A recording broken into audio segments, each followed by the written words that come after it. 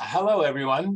This is a small group, and I want to talk about an example of a gateway. Most of the sessions have been involved in rather deep technical issues, at least deep for me. When I meet with my colleagues, Mark Turtelot is one of them here now, and Lee Noble, the three of us will be talking about our gateway, and all of a sudden the conversation will get technical, very technical, at which point my brain just says, turn off and respect the conversation, but you don't need to understand all of the words.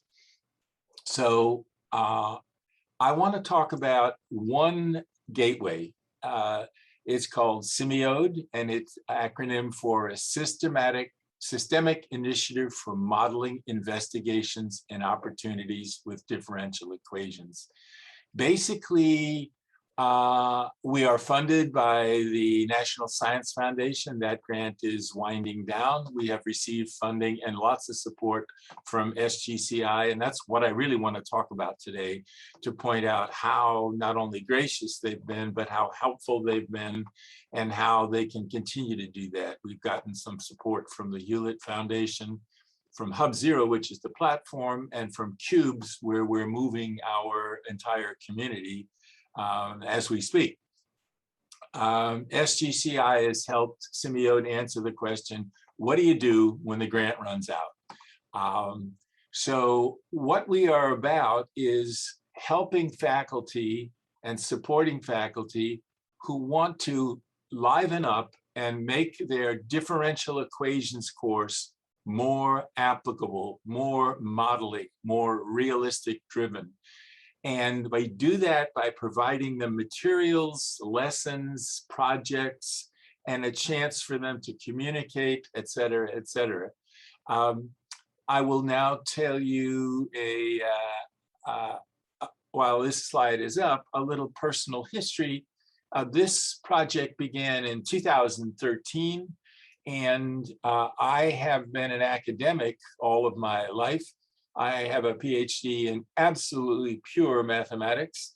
I spent my doctoral studies proving that certain kinds of quotient rings existed for structures in algebra, and I couldn't care less if I could actually demonstrate one. All I cared about was proof of existence, a kind of a logical approach to things. And the minute I graduated and got a job in Albion College, a small liberal arts college in Michigan, I found the biology library, and I began to realize there are applications of mathematics beyond the little world that was in my PhD, and I fell in love with applications, and I essentially became an applied mathematician in training. And that was in 1971, 50 years ago, and I've never looked back. And while my PhD is in algebra, I have only taught an algebra course once in 50 years. I've never published a research paper in algebra, published lots of papers on modeling and activities. And while I have done academic work related to abstract algebra, indeed in 1977, I founded a journal called Cryptologia on codes and ciphers because no open source literature existed, and I wanted to teach a course in codes and ciphers. So that journal, since 1977, is close to 50 years old, and it is thriving. 10 years later, I founded another journal called Collegiate Microcomputer about the uses of things as TRS-80s, Apples, PET, Altairs. And I did that for 11 years. And the reason I started that journal was I felt that people weren't talking about using computers in their respective fields, geology, chemistry, English, humanities, social science. And there ought to be a forum for that. And at the time, there was no internet, so the forum was paper. So I did that for 10 or 11 years. And then eventually, each discipline began to find its way in terms of not just microcomputers, but massive computers, and now the kinds of stuff we're talking about on high technology. And then finally, I started another journal called Primus, which is Problems, Resources in Math Undergraduate Studies. And that one is now about 30 years old, and it's about undergraduate teaching. And I did that because I was in a national math meeting and they were talking about math, but not about teaching math. And I felt, we need something. So the reason I share that is that I have built and designed 3 academic journals. I killed off one of them. I sold 2 of them to Taylor and Francis. If you want to talk to me about how to sell a journal, I'm the guy. Taylor and Francis gave me and my fellow editors $100,000 for the Cryptologia journal. They make money on it without charging outrageous rates. And they do all of the mailing and the artwork and everything, and we do the editing work. I no longer do any of those because I've gotten new editors for all of those. 2 of those journals, Cryptologia and Primus, are offered freely by the Math Association of America to every one of its members, and I'm very proud of that. Why do I tell you that? I tell you that because I am a person who tries to do things, who tries to create things. And in 2013, after retiring from the U.S. Military Academy at West Point, I thought, okay, now maybe I should try and start a community, and I'm not so sure what it meant. The word gateway didn't exist in my mind.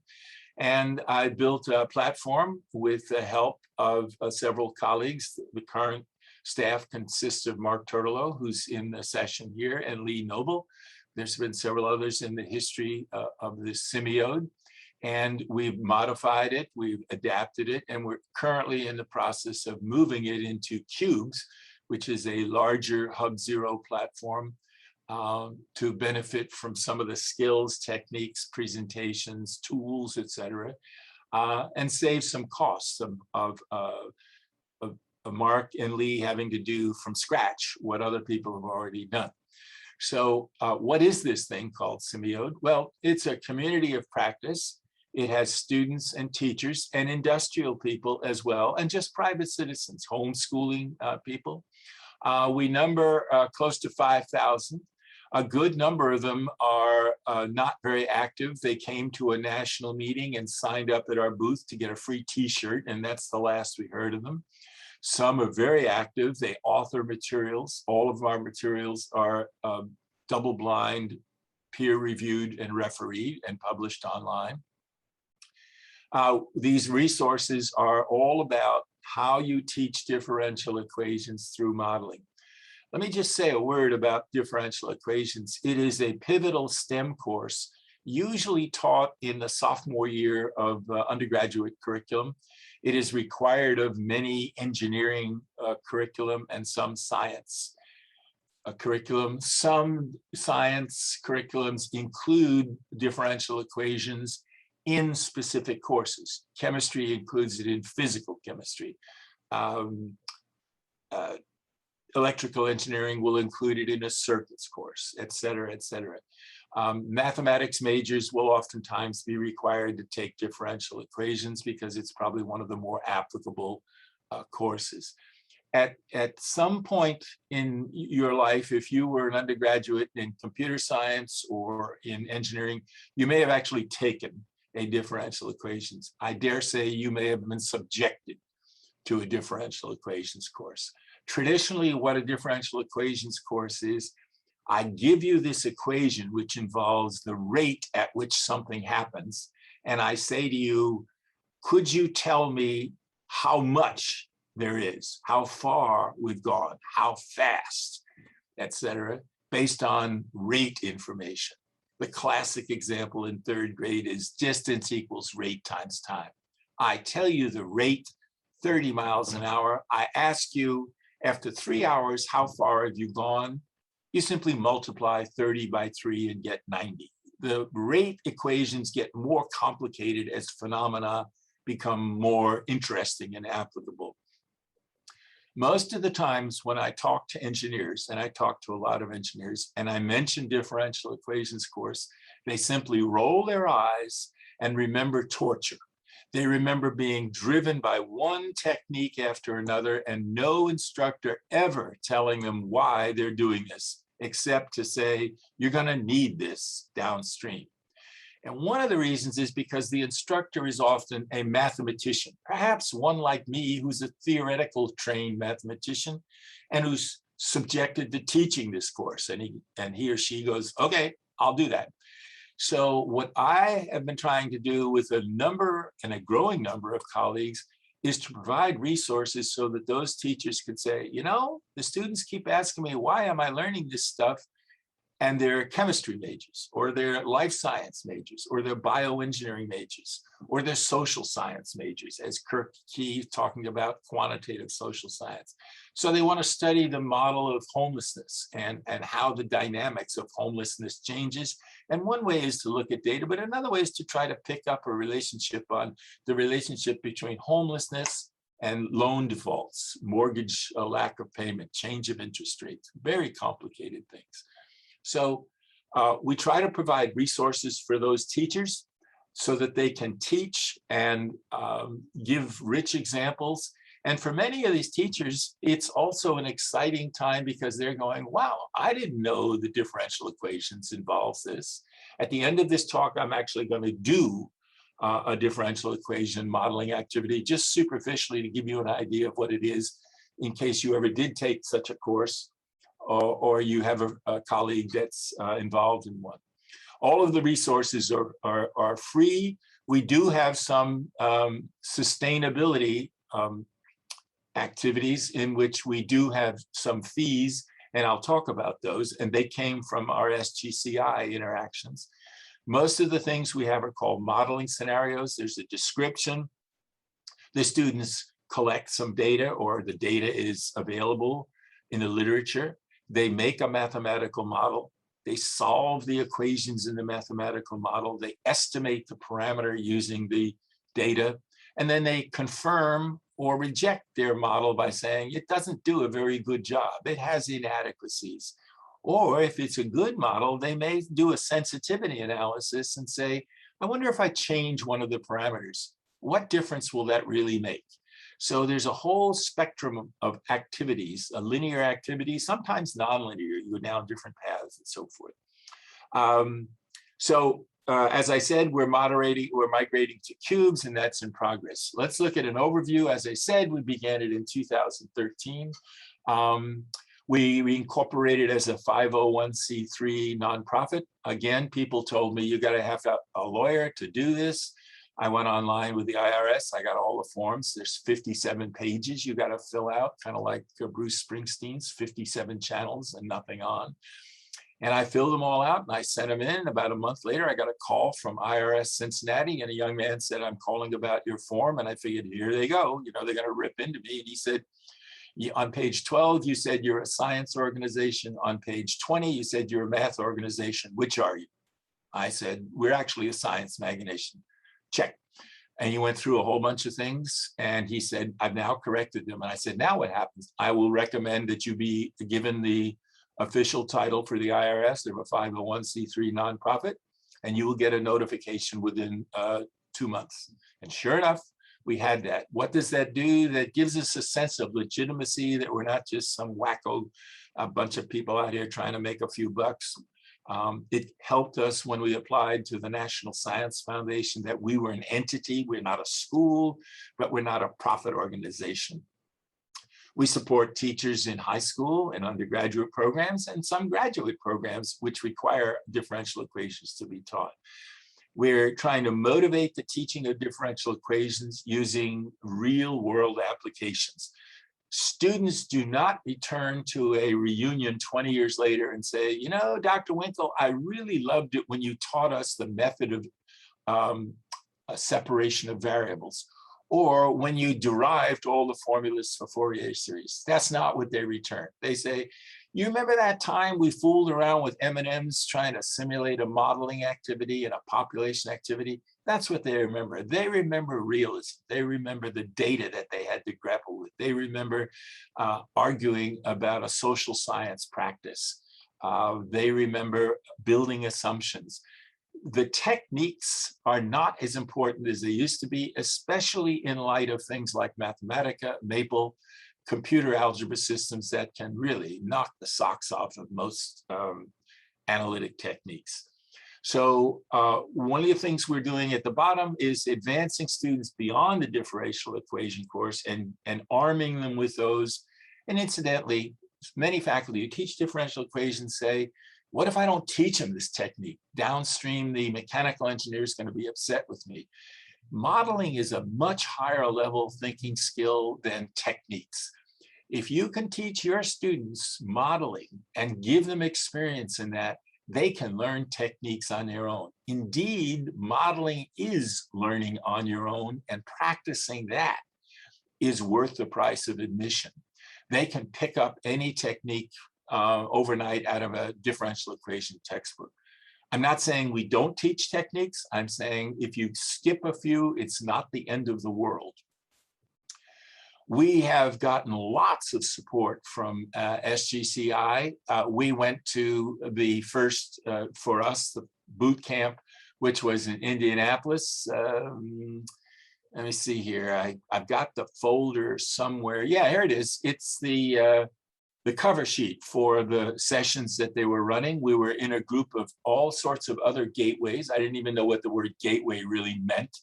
There was a group about the city of Gary, Indiana, forming a gateway to describe the history, racial tensions, unions. There was another group about Shakespeare. There was a group about world tourism. There was a group about coral reefs from NOAA, all kinds of different groups. And we were in there. I and Mark Turtellow and Lee Noble, my two technical directors, and myself.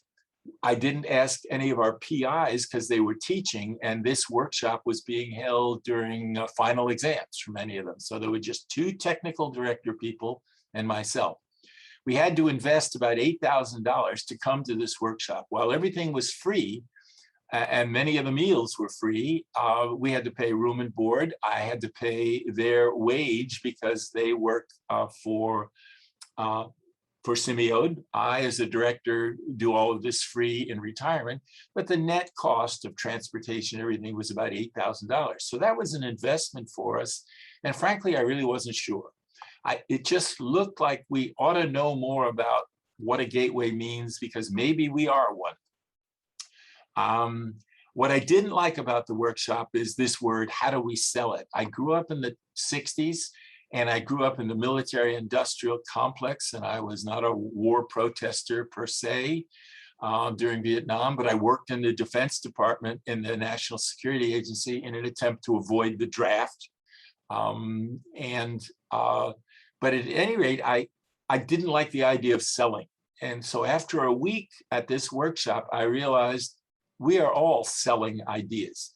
If you pay tuition at a liberal arts school, the history teacher is selling the idea that history is a framework which can help you become a better citizen of the world. I'm teaching mathematics. It's a skill that is useful. I'm teaching applications, et cetera. We're all selling things. And indeed, we're selling the gateways. Many activities and time was devoted to SIMIODE from personnel, and I'm only going to mention a few of the names. Nadia was the one who introduced us. Claire Sturm and Nancy Marin have gone one-on-one with us and talked to us about how to do anything from cold calls and interviews to collecting data. We've learned about analytics. We've learned about interface experience from folks in Purdue University who are part of SGCI. We're now working on a technical plan with Hub Zero and with people from Cubes, and it's funded by SGCI to help migrate all of our resources and everything into Cubes and benefit from their interface. We have a science ambassadorship program in the summer of 2020. It funded Anthony Stephan, a graduate student. And what he did was help develop social media stuff and outreach. He and William Clark, another intern that we paid with internal SIMIODE funds because we liked the model of an intern so much that SGCI funded Anthony, we funded William. And they drew up materials from a student point of view that would draw students to our project. We have been supporting the mission of bringing faculty to our group by enhancing our presentation. And Mark Turlow and Lee Noble are now working on that, so that once we're inside cubes, we'll have a significantly richer presence. We do a lot of outreach, not enough through social media, and we know where we need to increase the work. So I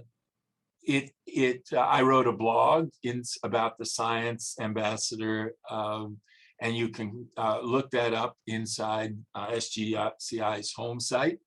And it's an appreciation, much like this talk is, for everything that SGCI has done for us. A little bit about SIMIODE again. Like I said, it's about 4,800 people. We have workshops that have been funded by NSF. Mindy is a workshop for people who want to learn how to use materials, practitioners, teachers. DMARC is a workshop for people who want to learn how to develop and write materials. We commission them essentially. We're running workshops for the Math Association of America. Indeed, Monday we will start another round of workshops where 50 or 70 people pay $20 to the MAA. We volunteer and talk about what SIMIODE could help them do. We publish lots of papers in the literature, not just in Primus, the journal that I used to edit, but other respectable refereed journals. And we've published over 180 modeling scenarios inside of our community, and maybe 500 potential resources, articles, papers that you can use to develop a project. We've done lots of presentations at meetings. We've had lots of workshops. We've had a SIMIODE challenge using differential equations modeling, which is an undergraduate student competition.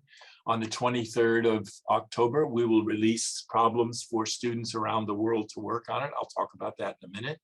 We've developed a conference last February, which was virtual, and we're going to go from 2 days to 4 days. We had 300 people at it last year. We think we'll have even more. We do have a limited social presence because we don't have a dedicated person to do that, and it takes that. And in May, we came out with an online differential equation textbook for which we charge a modest $39, a low-cost fee, and we've sold actually 500 copies. And many people are telling us they're planning to use it in their courses in the spring. So these are the kinds of things we are doing. Only yesterday, I finished off a 3-day set of workshops in Panama. They were 2 hours long. We covered modeling activities. There were 75 students and faculty. The entire session was in Spanish. I don't speak a word of Spanish. I would articulate what I was about to say, then it would be translated, and then students could enter in the chat. And we just slowed the pace down. I'm going at a much more rapid pace now than I did last 3 days in Panama. I have had the privilege of going to Panama and conducting live workshops, as I have in Costa Rica, where everything is either in English or translated. I studied German, French, and Latin, but I never studied Spanish. As I said, on Monday, we're going to offer an online virtual programming workshop for the Math Association of America, and it's from 1 to 3:30. And I and Lee Noble, our technical director, will be running that. Lee has a PhD in applied mathematics as well as a technological background. So we had a one paper that studied our SCUDM, our student challenge, and basically it established firmly with all the kinds of techniques that you need to do these kinds of studies, that if you participate in such an activity in which you select a problem, collect some data, do some modeling, you will become more confident. You will increase your self-efficacy with respect to using mathematics and modeling, which really means that you will be able to transfer the knowledge of your mathematics into your engineering, into your science, into your social science courses once you get out of your differential equation course. And this is a nice study to firmly establish what should be rather obvious, namely, if I practice doing mathematical modeling, I will feel good about myself. It's like batting practice in Major League Baseball. If you've never swung a bat and you get into the World Series, you're not going to be very good. If you practice and practice and practice, you'll develop confidence. We've used Google Analytics. Nadia has given us some basics, and we poke around and we find out what people are responding to. They tend to respond to emails and social media posts. We get the average number of visitors. We find out what people like. Not as much as we're going to find out once we move into cubes, okay? When we move into cubes, we will have access to what materials they're downloading, what materials they like. We won't know their names. That's part of the anonymity, but we'll have a sense of what materials are used. Okay, we're going to talk about sustainability because that's what I owe a lot to from SGCI. We have this competition. We call it a challenge. It really isn't a competition because we don't have any monetary awards. We just give out certificates, and it's called SCUDM. We have a textbook, which we have a modest fee, but we have lifetime free updates. So when you get to the second edition, it's free. We don't nickel and dime and keep charging you. And we have registration modest for this SIMIODE Expo. Let's take a look at these three. SCUDM, we've been running for 6 years now. We're in our 6th year. What happens is 3-member student teams, perhaps from one school, perhaps assembled from individuals. We currently have a team that is one team from Japan, one member from Japan, one from India, one from Nigeria, with a coach from Houston, Texas. And they're working starting Friday night for the next 3 weeks. The students, without the help of the coach, will work on one of 3 problems and produce a 10-minute video. And all of those videos are available at SIMIODE's YouTube channel. If you want, you can just go to SIMIODE YouTube and you can see the outstanding videos. We had 27 outstanding teams. We had many, many more that were successful or at a higher award, but we only published the outstanding ones. Nobody knows who got successful or meritorious. We don't make that public. We give each of the team's members and the coaches a certificate, a PDF. That's the only reward. However, we have an enormous number of volunteers. Last year, as these volunteers volunteered to judge, each team got 8 written reports on average for their 10-minute video. I don't know of any other student challenge or competition that gives that much feedback to the students. And that's really the heart of what we're doing, giving students feedback and supporting them throughout this process. Many of these students have gone on from the first time when they participated as a student to coaches as graduate students and as faculty. And many of them have served as judges as well. They have been involved each year. We have an annual conference, and it's run on a platform that's called mathdepartment.org. If you've never heard of it, you ought to note this down. It's a very social platform. It allows for people to meet in the hallway, much like a conference.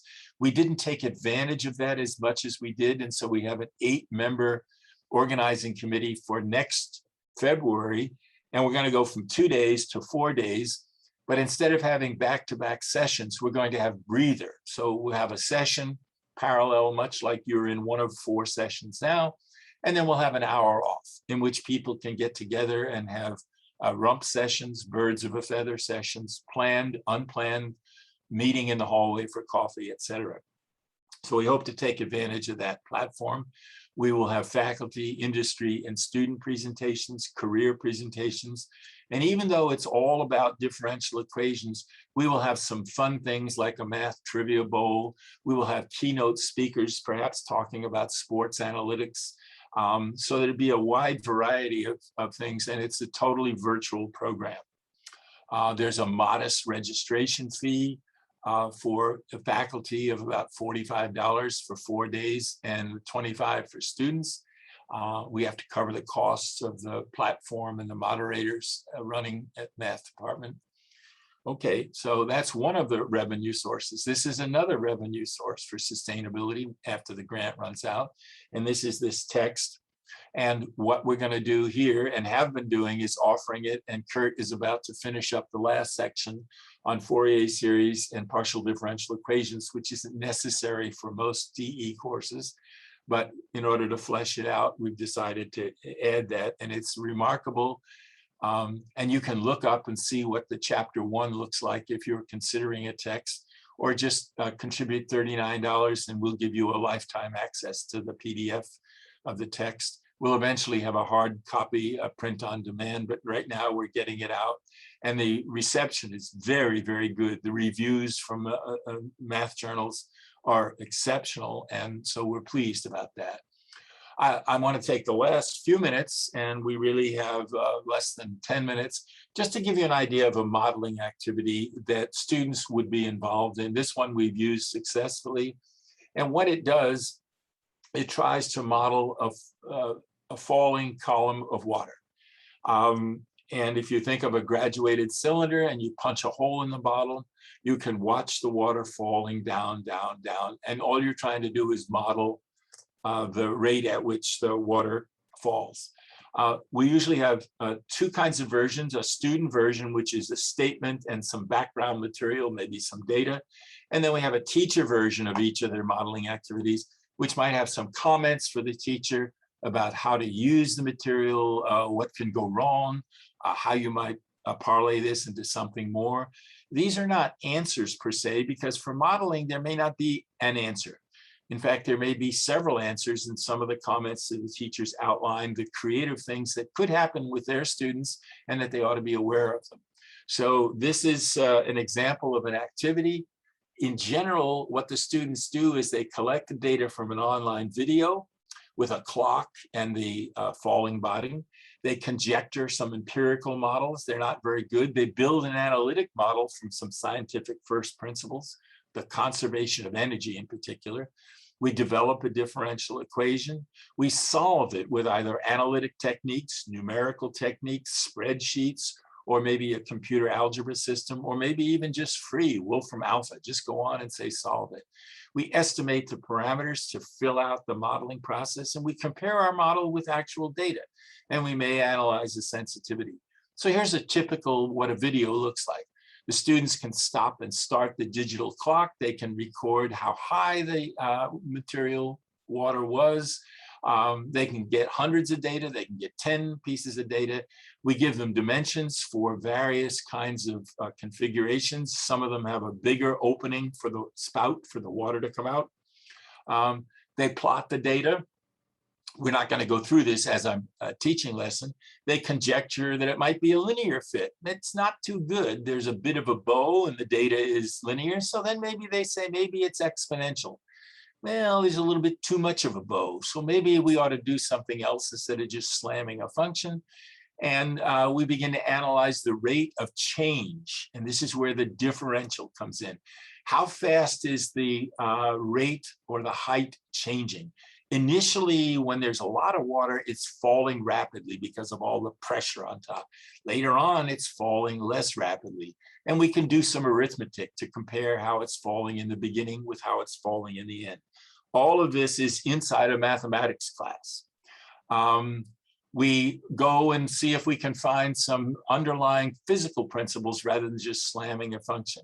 And indeed, Torricelli, who was a student of Galileo, and he had a wicked mustache, as you can see, and an affinity for fur, developed a differential equation.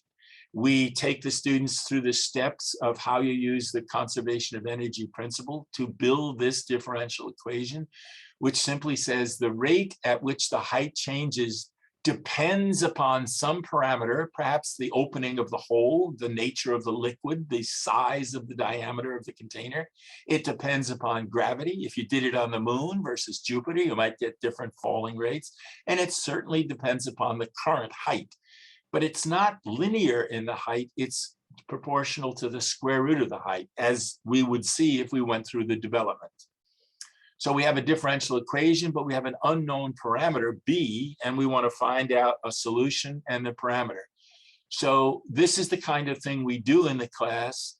We actually go through an analysis. We solve the differential equation. We use a technique called separation of variables, or we just slam it into some computer algebra system. These are not very difficult techniques, but students are capable of doing this rather easily. And it motivates why on earth you want to solve these differential equations, because we want to get at a model of this underlying phenomenon. This is not the most important thing. Modeling COVID is a lot more important. Modeling some nuclear chain reaction, modeling social behaviors, etc. So we go to Excel and we use Solver. Many mathematicians don't even know what Solver is. It's a powerful tool for minimizing some function. And in our case, we're minimizing the sum of the square errors between our model in red and our data in blue. And with one fell swoop and one button, you can find out the best parameter B. Here our guess is 0.02. You can find out the best parameter, and what you find is the best parameter isn't quite 0.002, it's 0.002581, and the model and the data fit precisely. Different students will get different collections from different bottles, and they can compare their coefficients based on open and closed. This is a typical assignment you would have. What I have usually done when I teach this, I ask them to write an overview of the modeling process. In other words, don't just grind out the math, don't just do the physics, but put it all together and reflect on the process itself. And you can get 2 or 3 pages. You don't have to get giant 15-page term papers. And these are routine homework assignments that I've used for the 40 years of my active teaching career.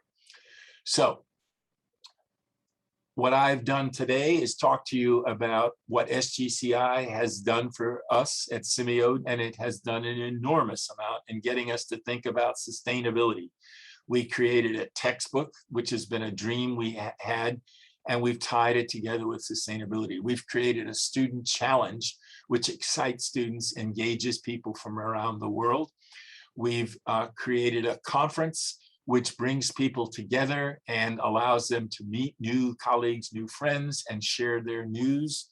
And who knows what may come next in terms of sustainability. Right now, we're working on perfecting those 3 that we have in place. And so I am a great fan of cartoons. I purchase cartoons for the purpose of using them and the rights to share them. If you want to purchase a cartoon from the New Yorker, it's going to run you about $300 to $400. This cartoon comes from Cartoon Collections, and we have the right to share it. And it's making a little bit of a pun on the word differential and deferential. And as you see, all of these differential equations are sitting around in a room going, well, after you, no, you first, and they're being deferential. So now that I've completely explained the joke and the pun and taking the fun out of it, I'll turn it over to anyone who has any questions, either in the chat or in person. I thank you very much.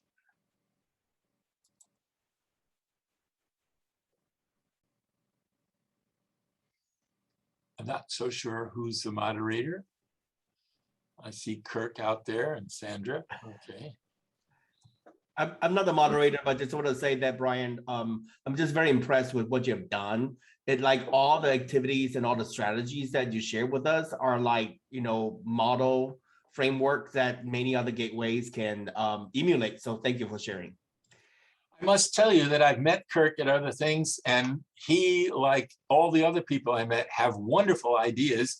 And I put that on my list and I say, I've really got to get to that. And I don't.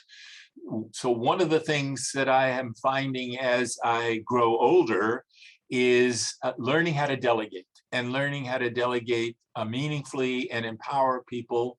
And we want to generate a little bit of money so that not only do you have the capability of running a conference, but you get recognized for some of your time with some of that money, as well as the joy of running it. Right now, I do all of this for nothing, because it's what I do in retirement. But in the future, you know, some young associate professor is going to have course buyout, and it's going to have to come from the revenue generated here or going after soft money in a grant. And what we envision is making this project self-sustaining. And by that, I mean is paying the technical directors stipends to keep the show running, paying people program stipends to recognize their talents and contributions, and paying somebody to be an administrator. I don't know how much that is. I've never sat down and put in my hours, but I know if you paid me $100,000 a year, it would come out to 20 cents an hour.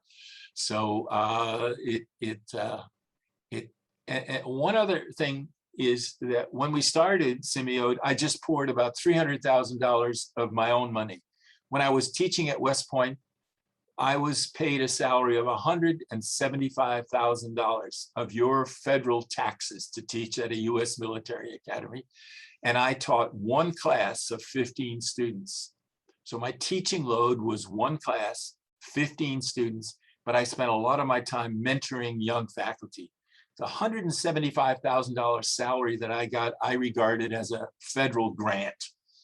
And so when I retired, I turned some of that money over and started this project. And finally, my wife started talking about words like divorce, attorney, suits, and legal affairs. And so I stopped putting my own money into it. And moreover, if it couldn't survive without my money, it shouldn't survive. And we've been going on since 2013, and our future looks good. I don't guarantee anything, but it just goes along slowly. So we're happy, and when people get involved with us, they like what they see and they like what their students see, and so those are the rewards. But we need to know that we have to pay people for their time, and that's why SGCI has been so wonderfully helpful in getting us to think about sustainability.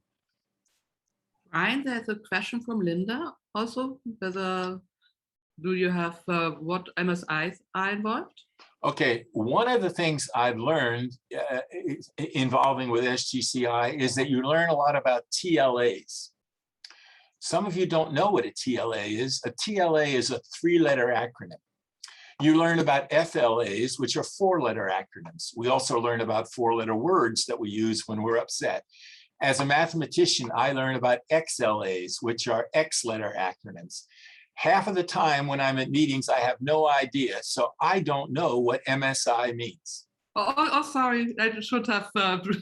No. I'm just telling you there are so many that I can't keep track. It's minority serving institutions. Whether you have some involved and faculty from minority serving institutions involved, maybe?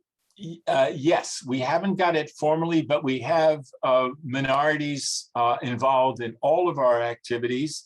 The good news is when I started in mathematics, women were a minority.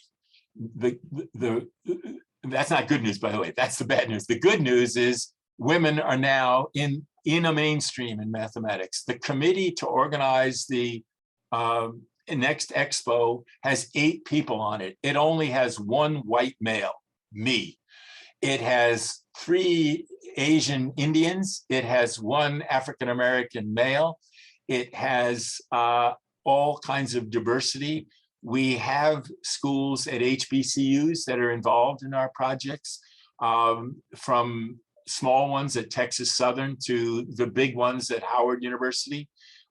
We have teams involved, we have authors, they come to our workshop, but we haven't targeted that just the way we haven't targeted Hispanic or Latinx. And so we're well aware of that. That, along with accessibility, are challenges. Accessibility is much more of a technical challenge. You have a presentation and you say, look at the blue graph. Well, the person looking at it is colorblind. What good does that do? You need a thick and a thin. So we're well aware of our need to outreach, and we certainly don't preclude anything. We're sensitive to vocabulary, but we haven't had a direct outreach so far. There are NSF grant opportunities, and we got rejected in our renewal request from NSF, which probably was bad, but it was a good thing because it made us think about sustainability on our own. But we may go after funding for HBCU targeted and or community college. There's a big thrust, and of course the congressional mandate to fund two-year colleges would help. And if it doesn't happen, lots of students are at two-year colleges. We have a high school teacher group. We have a two-year college group. We haven't articulated underrepresented minority group per se, but we're well aware of that. And when we get people from those communities, we fully embrace them. Brian, I'd be glad to work with you on that. I would love. This is Linda. Yes, and we've met. Yeah. Yeah, as I've said about my relationship with Kirk, that doesn't exist, although initially said I would like to. The same applies to HBCUs and other representatives. It's just one more thing that I am trying to do that I shouldn't be doing, and we haven't been able to reach out yet on that. So if Linda, you want to email me at brian@simiode.org with some more ideas, I'm always ready to give something a try. And if we can do something formal, that's even better. We do, and we do have that interest group at Morehouse and one or two other places too. So yeah, I will. Yeah, And in fact, glad to be able to support interns for SIMIODE. yeah, and that would be good, because what we found with the student interns is they talk to other students. They know the jargon. They know what other students are interested in. And it's one thing for a professor to say, you know, if you participate in this, it's good for you. It's kind of like your mother saying, take this aspirin. But if a student says, you're not going to believe the fun you have in working with two other kids from around the world in different cultures on a mathematical model involving social science and modeling a high school lunch table and how people come and go, which is one of the modeling activities we had, that really adds a lot more credibility. We had on that particular problem, we have a teacher who I will not name, who's working using the problems from the past as practice. And one of the problems was, how does a lunch table in a high school evolve? How does it get formed? How does it break up? How does it change the composition? And so their students were arguing about, maybe you should identify a lunch table by LGBTQ plus symbols. And the students were arguing in a differential equations class about whether to have a symbol at a high school lunch table on LGBTQ. It doesn't get any better than that, because they're talking about social issues, you're talking about modeling it, and they're talking about interactions of groups. So underrepresented of all kinds, and folks that are trying to open up the world to other people are very important for the kinds of energy, because diversity begets excitement. Yeah. Years ago, I was in a room, 40 years ago, I was in a room where there were 3 white males and there were 7 women from the Math Association. And the idea, we were trying to figure out how to spend a larger portion of an NSF grant. The 7 women were dynamite. These women are all leaders. Deb Hughes Hallett, I can go on with other names than been at NSF. And we 3 men were sitting there quietly going, uh-huh, uh-huh. And since that time, I have valued opportunities to benefit from all kinds of people who looked differently than me. It's the best of all possible worlds. So Me too.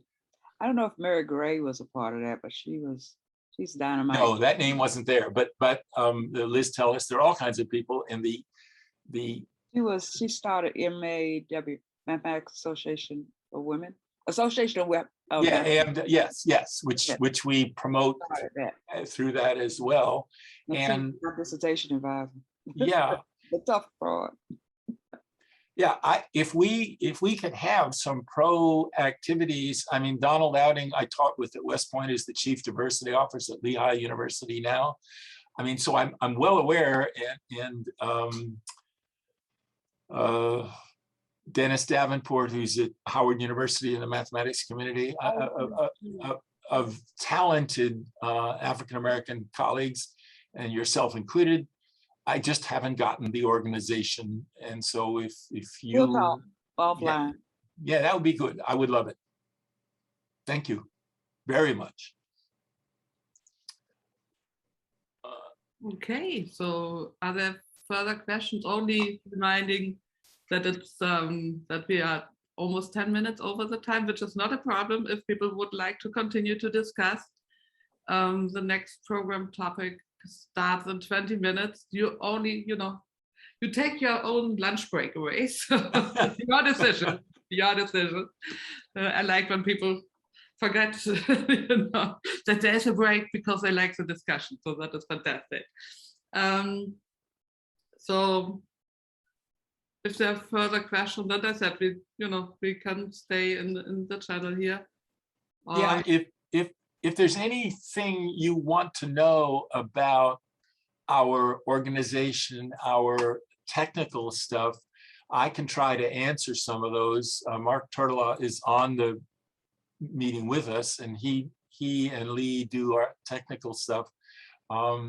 But we actually have, here's Mark. We actually work as a kind of a loose team. I don't mean loose as in irresponsible, but we don't have a formal structure. They are paid for their activities, and hopefully well enough, at least I hope they are. We come up with things, and some we can implement, some we're not good at, some we're better at. Some we make changes on the fly. For example, we used to pay $3,000 a year for a manuscript management system. And it turns out that we really didn't need that. What is a manuscript? As an editor, if you've ever edited a journal, you send out papers to referee, then you have to remind the referees, then you have to re-remind the referees, then you have to collect them, then you have to write to the author, then you have to re-remind the author. All of that stuff is automated by such a system.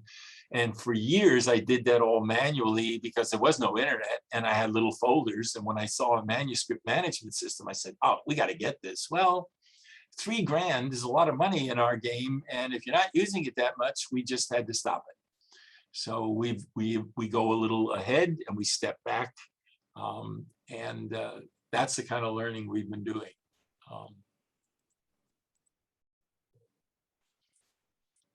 Any of you ever taken a differential equation course? Can you just in your, oh yeah? I was subject to it. Yeah, Kirk? I was subject to it when I was an undergrad, yes. Yeah, so you can tell by his words what he said. I was subjected to it. And he didn't have a bad professor. He didn't have a bad curriculum. It's just that it focused on probably techniques, correct? Yes. Yeah, with little motivation, and it doesn't take much. In fact, one of the things that happens to people in our community, they say, oh, I could never do all of these applications. The answer is, then don't. Just try one, and see what your students think about it. And sometimes it might not work as well. By the way, some students take mathematics and they're very good at algorithms, and they are disturbed when you want them to write a paragraph. I had a student at West Point who absolutely refused to do anything. He would say, no, sir, always sir when you're at West Point, And eventually he came around, and he was the best student in the class when he realized, yeah, this is good. He was a Rhodes Scholar, and I met him in Scotland after he graduated, and we've had lots of conversations since then. But some students prefer just give me the techniques. And you have to try to win them over. But the way to win them over is to find something they're interested in. Like modeling how young women decide to get married or not. The social pressures that are on, your mother says, when am I going to get grandchildren? This kind of stuff. The peer pressures, all your girlfriends are married. How do you model that in a sociological phenomena? It's not a predictive thing, but it certainly says, yeah, I never thought of that. Or we had a modeling activity where we said, in Rwanda, we have a refugee camp. Inside that refugee camp, there are people from all different cultures. If your wife steals rice from my tent, I am mad and I want her punished. Now, if I come from a culture of Sharia law, that means I want her hand cut off. But if I come from a more tribal culture that says, I want to discuss, I want to make her a better person, how do we settle disputes in a refugee camp? That was one of the mathematical modeling problems we had. We got some remarkable differential equations problems, lots of moral issues, lots of assumptions and defenses of assumptions.